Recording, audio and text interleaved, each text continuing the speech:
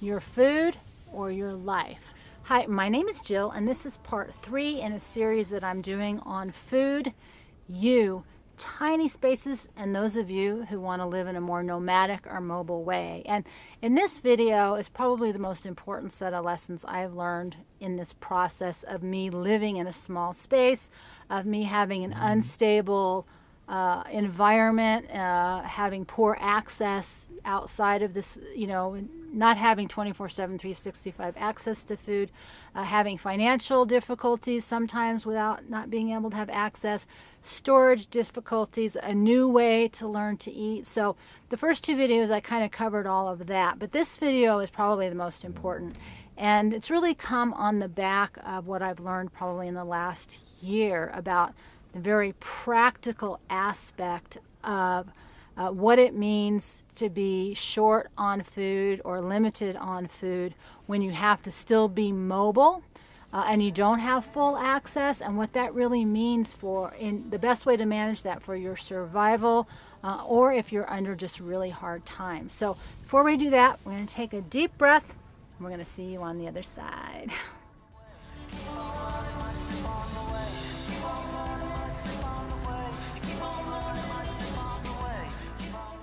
So this wasn't anything I ever planned on learning or understanding. And like so many of you, I'm sure who've thought about, what happens if we have food shortages. I've talked about that with the Grand Solar Minimum.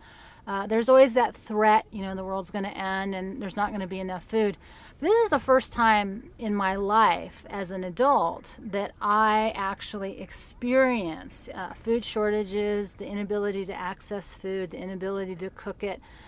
Those kinds of things that we just talk about. I've actually had the ability to experience them, and that's really important, and it's been very profound. And in this last year, I've learned a couple even of additional pieces. I made a previous video about intermittent fasting, but I've actually learned more about that that's even more important. So that's what I want to cover today.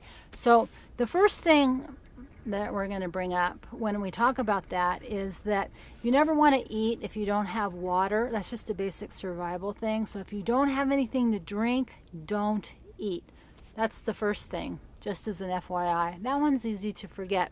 I think the other thing, that happens is that we've been told to eat a certain way to extend our calories over a large period of time, to divide our calories up. I talked about in a previous video nutrient-dense food, and I'm actually going to contradict myself because I said I've learned a bit more over the last year.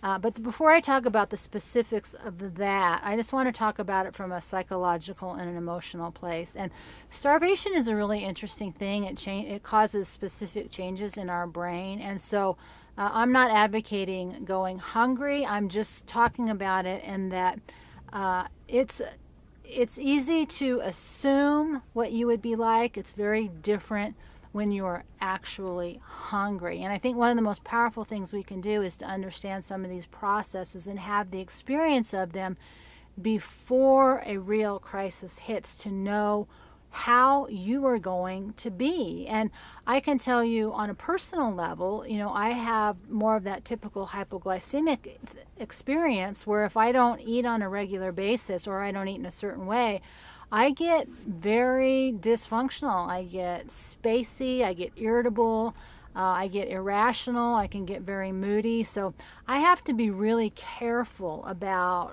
not eating or putting myself in a situation. And now that I understand some of the mechanics behind that, it's not as big a problem as it used to be. I'm not as vulnerable to this issue of food as I used to be. And I think that's really, really important. And so that's why, I really wanted to make this video, is that a lot of what we're being taught about what to do in a survival situation probably isn't the best course. And by having had hard times, I've been able to experience firsthand what some of that advice, why it doesn't work, and why this new way of looking at it might work just a bit better. And so One of the big trendy things right now is intermittent fasting, and I talked a little bit about that. And for those of you who aren't familiar, it really talks about just maybe eating once or twice a day and keeping your body in a fasted state. There's more evidence that's now coming out around long-term fasting and how that puts your body into a different state, and how what they're looking at now is the comparison between restricted calories and 0 calories. And what's really, really interesting is your body is much safer and protected by not eating anything than it is in a calorie restricted state. So, we get in a calorie restricted state for a lot of reasons. One, we don't have money, which we talked about before. We don't have access to food, which we talked about before. We might even just be lazy and not feel like eating. So there's lots of reasons why we put ourselves in a calorie restricted state. But what happens with the body is that it gets tired, it gets weak, it gets spacey, like I just explained a few minutes ago. And it starts cannibalizing itself and eats the muscle, and it's pulling the nutrients out. And so there's a lot of things happening in your body when you're restricting calories that are physical, but they're also psychological. They have a physical basis, but a psychological experience. And when you're starving, but on a calorie restricted basis, then you start obsessing about food. You can't stop thinking about it.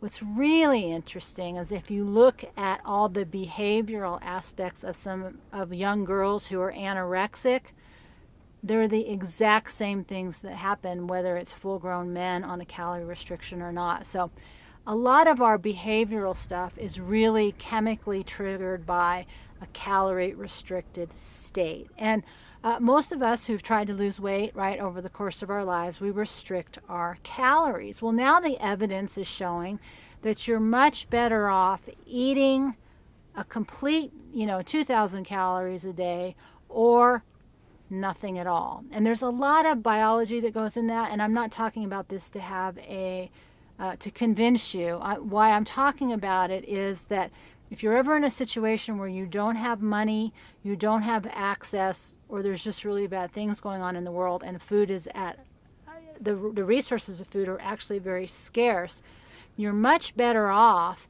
eating enough and then not eating at all. And what's interesting about a fasted state versus a calorie restricted state, on day 4 of not eating, your body is actually burning 10% more energy than if you were in a calorie restricted state. And that is really, really important because you need to have that energy. First 24 to 48 hours might be more difficult, but eventually your body converts to a fat burning state. It takes at least 24 hours to shift over from a glucose to fat burning. But then you are in a state where you're burning fat for fuel, which actually makes you more effective than if you're just supplementing with a little bit of calories. Then your body's not able to convert, or it takes much longer. Now, people who are overweight do better in a fasted state than people who are underweight. But I'm bringing that up because there's just a lot of real things that happen out in the world that means that you might not have access to food. And this, they're finding, might be a better way of managing those scary times because the world is going crazy, or hard times because you're having other things happen. Now, the other thing that's happening with the fasted state, and I'm going to just suggest you look this up, I can't cover it completely, is your body switches over into a state called autophagy. And what that means is autophagy literally means your body is eating itself. Not the good stuff, but the bad stuff. It's eating the brain plaques out, it's eating the excess proteins as connective tissue, which are the weird bumps and stuff that come on your bodies. It's eating the cancer, it's eating all the stuff in your body that too much food is producing. So if you're interested in health and longevity, look up autophagy. There's a lot of amazing information that's coming out about that. Not advice, just something to think about.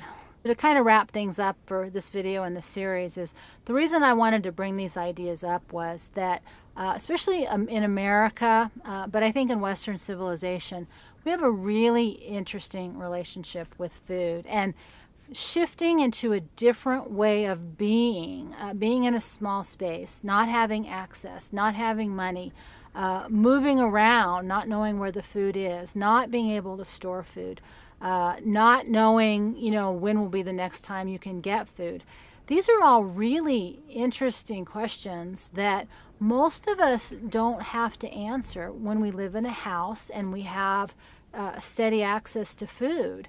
It's, you just don't think about it. Or you think about it, in a prepping survival kind of mentality that's really not helpful. And, what's interesting about the prepping survival mentality about all of it is it's really going against the science. A lot of that prepping food is all carbohydrate, dehydrated carbohydrates, which is actually probably the last thing you want to do. You want to do proteins and fats.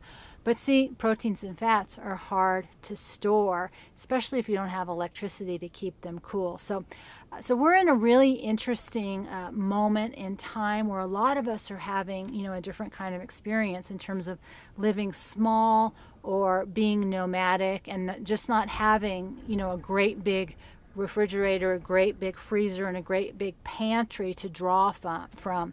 So I just wanted to bring this up because I've learned a lot in my time. I've learned the most in this last year.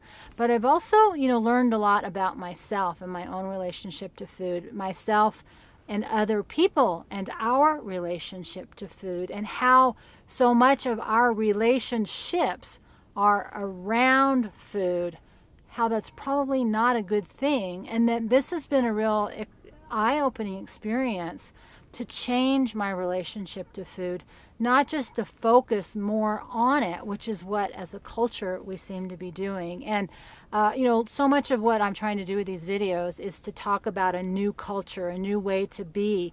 I'm calling it road culture, but really what I'm doing is trying to introduce ideas so that we start thinking about things in a new way. And part of that is being agile, and part of our agility is changing our relationship with food itself. Food is one of our systems of living.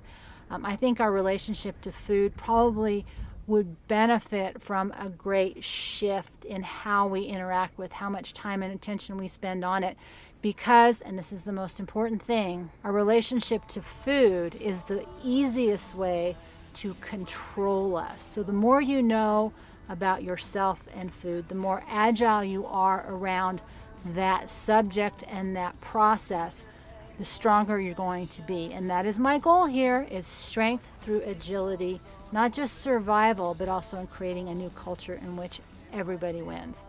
So that's going to wrap up this series. You'll see the full link for all 3 parts down below. With that, we're going to take a deep breath, and we'll see you next time.